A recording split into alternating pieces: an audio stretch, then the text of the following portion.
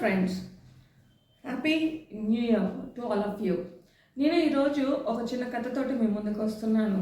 కౌశల్యపురం అనే ఒక ఊరిలో సురేంద్ర వర్మ అనేసి ఒక అతను మధ్యతరగతి కుటుంబీకులు ఉన్నారనమాట. ఆ సురేంద్ర వర్మకి వైఫ్, కూతురు అలాగే కొడుకు ఉన్నాడు. కొడుకు పేరు నరేంద్ర వర్మ. ఓకే, అయితే సురేంద్ర వర్మ ఏంటంటే ఒక చిన్న చిరుద్యోగి అనమాట. అతను తన ఇల్లు ఏదైతే ఉందో తనకు ఇంటికి కావాల్సిన సమస్తం సమకూర్చుకుంటూ కొంత అమౌంట్ ఏదైతే ఉందో దాన్ని సేవ్ చేసుకుంటూ ఒక స్థిరాస్తి అని చెప్పేసి ఒక ఇల్లు ఏదైతే ఉందో దాన్ని కట్టించుకుంటాడనమాట. అయితే కట్టించుకొని ఆ ఇంట్లో ఉంటూ ఉంటాడు. అయితే సురేంద్ర వర్మ గారి కుమారుడు నరేంద్ర వర్మ. ఈ నరేంద్ర వర్మకి ఏంటి అని అంటే చిన్నతనం నుండి కోపం అనేది ఎక్కువ అనమాట. ఈ కోపము ఎప్పుడు ఎలా వస్తుందో ఆ పిల్లడు కూడా తెలియదు.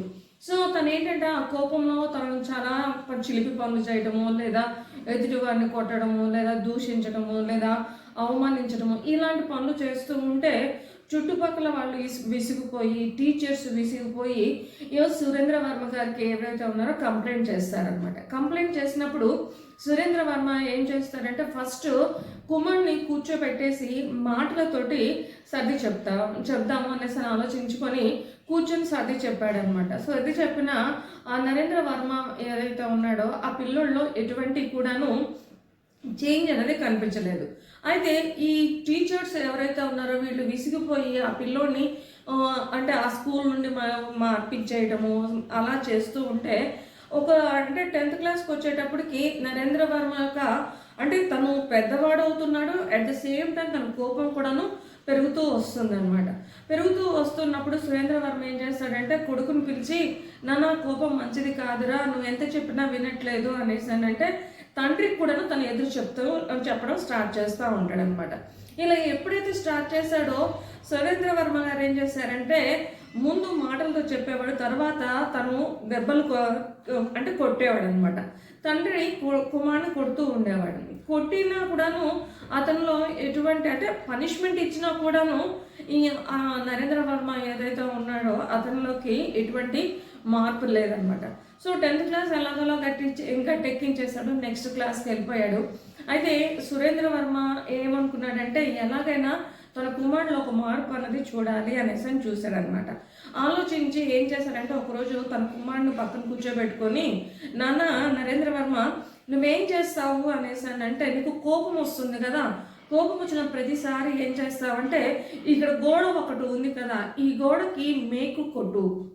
నీకు ఎన్నిసార్లు కోపం వస్తే, రోజుకి నీకు ఎన్నిసార్లు కోపం వస్తే అన్ని మేకులు ఈ గోడకి కొట్టు అనేసి చెప్పాడు. అప్పుడు నరేంద్ర వర్మ ఉండి, నాన్న నువ్వు ఇది చాలా కష్టపడి కట్టించిన ఇల్లు కదా, నేను అలా చెయ్యను అనేసి అంటే, లేదు నాన్న, నువ్వు కోపం ఏదైతే ఉందో ఆ కోపం కంటే నాకు ఇది ఎక్కువ కాదు, ఆ కోపం ఏదైతే ఉందో నీకు అది నీవు తెలుసుకోవాల్సి ఉంటుంది, ఆ కోపం తగ్గించుకోవాలి ఉంటుంది. సో ఇప్పుడు నీ కోపం రావడం వల్లే కదా ఎదుటి వాళ్ళపైన ఆ కోపాన్ని చూపిస్తున్నావు, అది ఏదో మన ఇంట్లోనే మన గోడ పైన నువ్వు మేకు కొట్టడం ద్వారా దానికి నీ యొక్క ఫ్రస్ట్రేషన్ ఏదైతే ఉందో అది తీర్చుకున్నానా అనేసి అని చెప్తాడనమాట.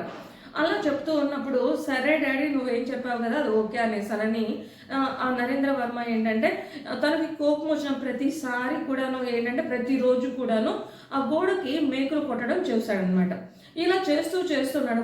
మొదటి రోజు 10, నెక్స్ట్ రోజు ఒక 5, నెక్స్ట్ డే ఒక 4, ఇట్లా నా చెప్పుకుంటూ అంటే ఒక్కొక్క రోజుకి తగ్గిపోతూ ఉన్నాయి. అండ్ ఆ నరేంద్ర వర్మ యొక్క బ్రెయిన్లో ఒక రకమైన ఆలోచన వస్తుంది అనమాట. ఏంటి నేను అని క్వశ్చన్ స్టార్ట్ అయిందనమాట.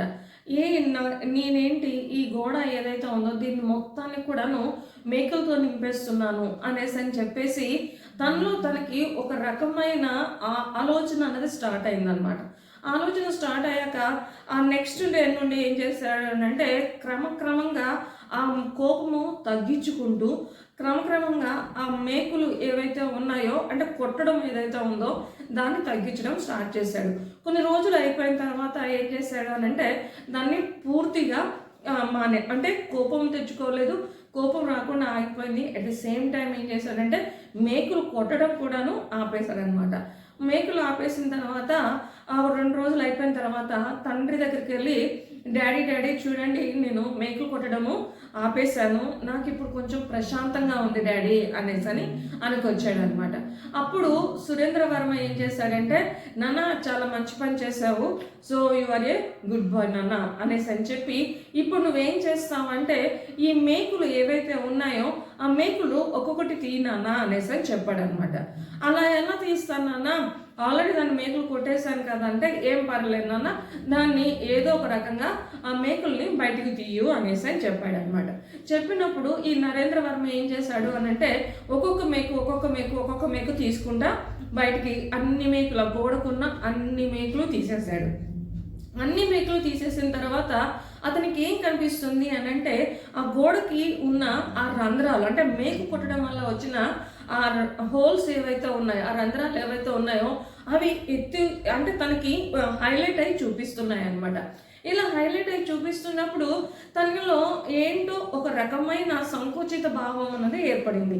అప్పుడు తండ్రి వచ్చి నరేంద్ర వర్మ యొక్క భుజం మీద తను చేయి వేసి, నాన్న నీ కోపం వచ్చిన ప్రతిసారి మేకు కొట్టావు కదా ఆ గోడకి, అంటే దీని అర్థం ఏంటి అనేసి అంటే, నీ కోపం వచ్చిన ప్రతిసారి నువ్వు ఎదుటి పర్సన్ ఎవరైతే ఉన్నావో వాళ్ళని నువ్వు తిడుతూ ఉన్నావు కదా, వాళ్ళని కొడుతూ ఉన్నావు కదా, అలాంటప్పుడు వాళ్ళ మనసులో కూడాను ఇలాంటి రంధ్రాలే ఏవైతే ఉన్నాయో అవి జరిగి ఉంటాయి నాన్న. సో అంటే నీ కోపము ఎదుటివాడి ఎవరికైతే ఉందో వాడి మనసుని నొప్పిస్తుంది నాన్న అనేసి అని చెప్పాడు. ఓ అలా నా డాడీ, నాకైతే ఇప్పటి వరకు తెలియలేదు, రైట్. అయితే ఇప్పుడు నేను ఈ గోడ ఏదైతే ఉందో ఈ గోడని ఆ కన్నాలు ఉన్నాయి కదా, ఆ రంధ్రాలు, ఆ హోల్స్ ఏవైతే ఉన్నాయో నేను పూరిస్తాను డాడీ అనేసి అని చెప్తాడు. ఎలా పూరిస్తావు నాన్న అనేసి అని అంటే, ఏముంది డాడీ, సిమెంట్ ఉంది కదా, సిమెంట్ మళ్ళీ తీసుకొచ్చి ఆ హోల్స్ ఏవైతే ఉన్నాయో ఆ హోల్స్లోకి ఫిల్ చేసేసి దానిపైన నేను మళ్ళీ ప్లాస్ చేసేసి పెయింట్ వేస్తాను, ఇది నార్మల్గా అయిపోతుంది. అలాగే నేను ఎవరైతే కోప్పడ్డానో వాళ్ళ దగ్గరికి వెళ్ళిపోయి నేను సారీ అని చెప్పేస్తాను, వాళ్ళు కూడాను దానికి నార్మల్ అయిపోతారు అనేసి. అప్పుడు సురేంద్ర వర్మ ఏమంటాడు అని అంటే, నాన్న ఎప్పుడైతే హోల్ చేసేసావో ఆల్రెడీ దాని యొక్క కట్టుబడి ఏదైతే ఉందో దానికి నువ్వు చేసిన హోల్ వల్ల డ్యామేజ్ అయ్యింది. ఆ డ్యామేజ్ అనే దానికి సారీ అని ఆ సిమెంట్ పూసేసావు కదా నువ్వు, అది పూసి దాన్ని చేసటం వల్ల అక్కడ ఏమైంది అని అంటే, ఏదో కొంత వేసి దాన్ని పూడ్చడం అయితే పూడ్చావు, కానీ ముందు ఉన్న ఆ బలము, ఆ దృఢత్వం ఏదైతే ఉందో అది ఇప్పుడు ఉండదు. నువ్వెంత దానికి మేకప్ చేసినా కూడాను అది ఉండదు. ఒకవేళ నువ్వు సారీ చెప్పావు అనుకో, వాళ్ళు ఓకే క్షమించాము అనేసి అని అంటారు, కానీ మొదట నీ పైన ఉన్న ఆ మంచి ఒక విశ్వాసం ఏదైతే ఉందో, ట్రస్ట్ ఏదైతే ఉందో అది ఒక్కసారే ఫెయిల్ అయిపోతుంది. ఒక్కసారి అది ఫెయిల్ అయింది, అది ఒక్కసారి అది బ్రేక్ అయ్యిందంటే దాన్ని మళ్ళీ నువ్వు ఎన్నిసార్లు కూడాను రీమోడిఫై చేసినా కూడాను అది ఏదైతే ఆ డ్యామేజ్ ఉందో ఆ డ్యామేజ్ అలాగే ఉంటుంది. కాబట్టి మనం ఒక మాట మాట్లాడే ముందు ఒక్క మాటకి 10 సార్లు మనము ఆలోచించాలి. ఈ మాట మాట్లాడటం వల్ల ఎదుటి వాళ్ళకి ఏమన్నా గాయం అవుతుందా? ఈ గాయం అయిన తర్వాత నువ్వు సారీ చెప్పినా కూడాను there is no use.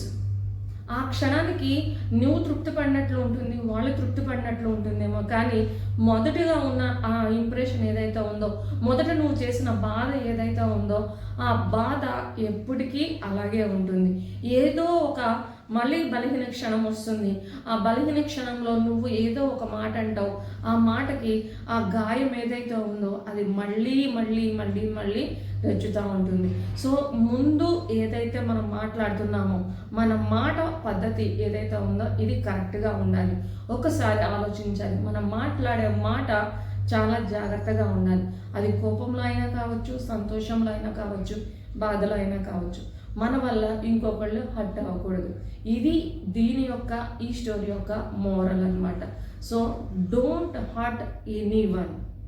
After that ఒకవేళ నువ్వు హర్ట్ చేసిన తర్వాత నువ్వు ఎన్ని సారీస్ చెప్పినా there is no use of your sorries. So ఒక్కసారి మనము ఆలోచిద్దాం, మన లైఫ్లో దీన్ని ఇంప్లిమెంట్ చేసుకుందాం. కోపాన్ని తగ్గించుకుందాం, ఆవేశాన్ని తగ్గించుకుందాం, మన నోటి మాట ఏదైతే ఉందో దాన్ని తగ్గించుకుందాం. ఎదుటి వాళ్ళని బాధించే విధంగా కాకుండా సంతోషపెట్టే విధంగా మనం ఉండాలి. సో ఈ నూతన సంవత్సరం అంటే ఈ న్యూ ఇయర్ ఏదైతే ఉందో, ఈ న్యూ ఇయర్లో హ్యాపీగా అందరినీ హ్యాపీగా ఉంచుతూ ముందుకెళ్దాం. ఓకే, సో మీకు ఇంకా ఈ కథ నచ్చినట్లయితే ఇది మీ లైఫ్లో ఇంప్లిమెంట్ చేయండి. అలాగే మీరు నా కథ నచ్చినట్లయితే కామెంట్ చేయండి, at the same time share చేయండి. Okay, bye bye, sign off your Nandana.